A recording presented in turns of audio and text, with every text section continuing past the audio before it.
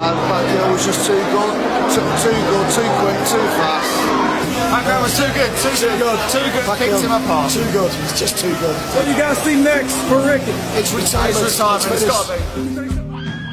That's Hatton's fiance, Jennifer, in the red dress. And you can see the emotion on her face at this very moment.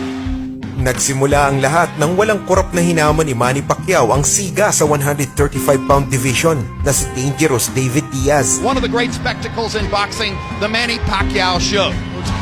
Diaz may push him. Pacquiao may have a problem with that. Pinako agad ni Pacman ang mga nagdududa sa kanyang abilidad na parang isang anomalya sa kalikasan na hindi kayang pigilan. Body punches. Are you ready to get hit in the gut? Twitter aimed at asking how well Pacquiao is trained. Mixing his punches brilliantly. Cactus Diaz with the left. And the uppercut. Beautiful job of boxing. Big left over the top by Diaz. Strictly, the manager of Diaz normally works in those fights. Pacquiao again with that. Animoy, malaking ipo-ipo na gustong gunawin ang buong mundo. Now he's a crafty type of a boxer in this fight. Kahit na naghihingalo ang tsansang manalo, sinubok pa din ni Diaz ang sumabay hanggang sa huling palo. Five-arm punch.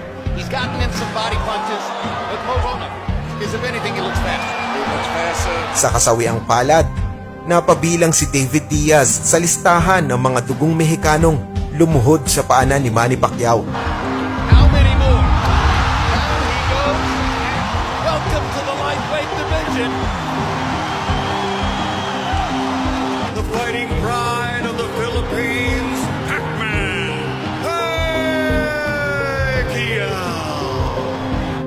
Dahil sa malahalimaw na performance, iniluklok si Pacman bilang pound-for-pound king sa larangan ng boxing. Fast. At least I say I fought a good fighter, man. Ngunit sa pamamayagpag bilang hari ng mga boksingero, kaliwat kanan ang naghahangat na makadaupang palad si Manny Pacquiao. Disyembre ng taong 2008, isang dating hari ang magbabalik upang tangkaing tibagin ang pader ng kastilyo ni Pacman. Nagulat ang lahat ng i-anunsyo kung sino ang humamon. Oscar De La Hoya ang pangalan, matindi ang bitbit na kredensyal. Bukod sa milyon-milyon ang mga alagad sa gigilid, de colores din ang record ng mamang ito. 10 world titles in 6 different weight division.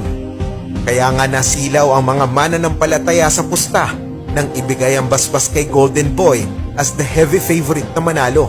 At sa unang ang pagkakataon, naging dihado si Pacquiao sa laban. Everything in favor of De La Hoya except the age. A great jab, great left hook. He's got Nacho Beristain working with him. I think Oscar's too big for him. I think her will overpower him. Just too big. That's my opinion, you know. But it's like a handicap match, Dan. Why Oscar, again, who is like 5'10" and a half? Oscar De La Hoya wants perhaps to get some revenge on Manny Pacquiao, who's been beating all of the Mexican fighters. Baliwala ang ganitong balita dahil ibinuhos ni Pacman ang sama ng loob sa pag-iensayo para patunayan na siya talaga ang karapat-dapat na maupo sa trono.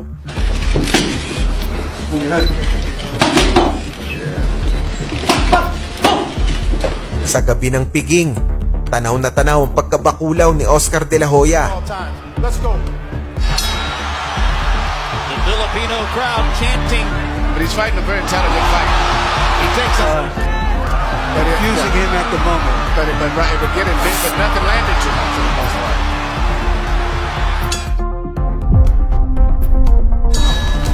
Pacquiao's learning curve has accelerated, starting his offense with it, as he's doing there.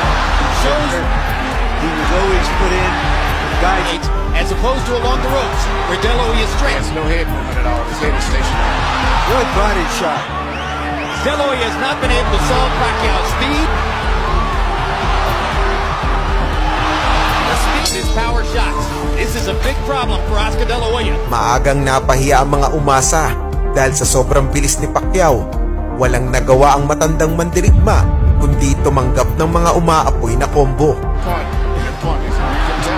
Is it also De La Hoya seems shocked? If Oscar can't set, he can't get his punches off. To punch for De La Hoya. I asked Freddie Rhodes yesterday, a conventional fighter against a southpaw, for the same reason that And if Oscar's not going to so much. And even if he doesn't land his ass, keep pop. Watch when Manny lands his left, he then moves off often to his own right. To be landing for Pacquiao. It looks old and he cannot control the situation. He's got 8 more rounds to find out whether Pacquiao, 32 out of 47, unbeaten. Masakit man sa kalooban, kailangang saktan ni Pacman ang iniidolong kalaban. He's showing by the side of his face. that he's doing this. Better than De La Hoya expected as well.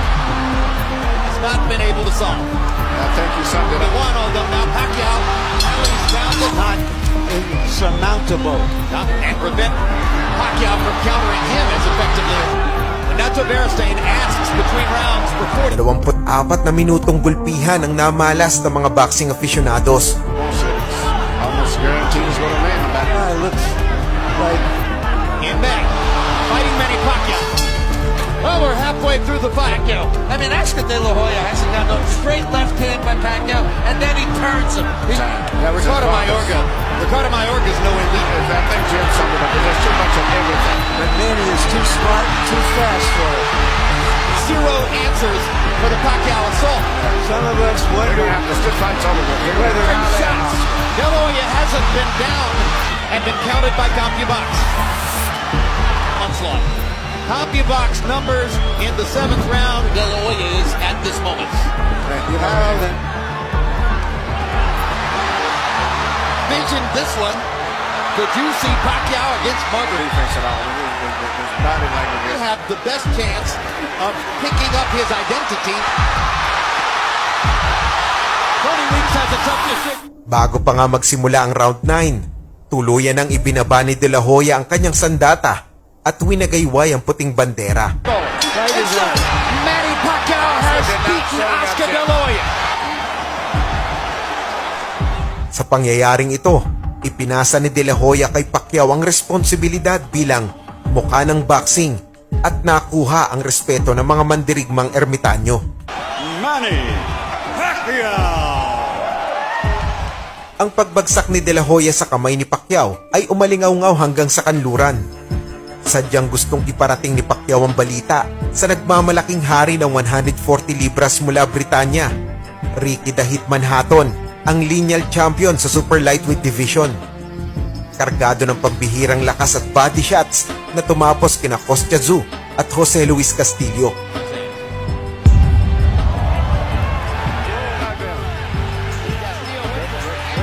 Minsan na ding dumayo sa welterweight division ngunit nabigo sa kamay ni Floyd Mayweather Jr.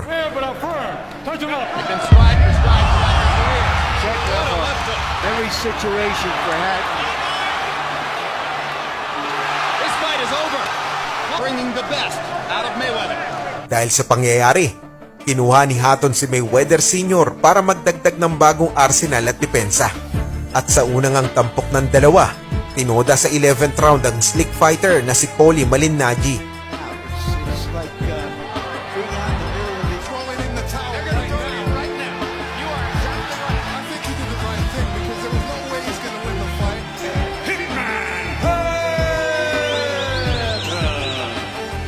Nobody will ever beat me at junior welterweight. Nobody, I really believe that. Sadyang itinadhana ang laban ni Pacquiao at Hatton na tinaguri ang The Battle of East and West. Mataas ang kumpiyansa ng Briton na hindi sa kanya uubrang Pinoy. Manny has always been quite easy to hit. He's not been the most elusive himself. I hope he's improved on that body and that chin. Because he's going to get hit by the biggest man he's ever fought. Mas lalo pang bumulusok ang confidence ni Hatton nang talunin si Pacquiao sa isang friendly dart game. Pero sa mata ng mga tunay na sumusubaybay, tiwala sila na mananaig ang kidlat bilis ng Pacquiao.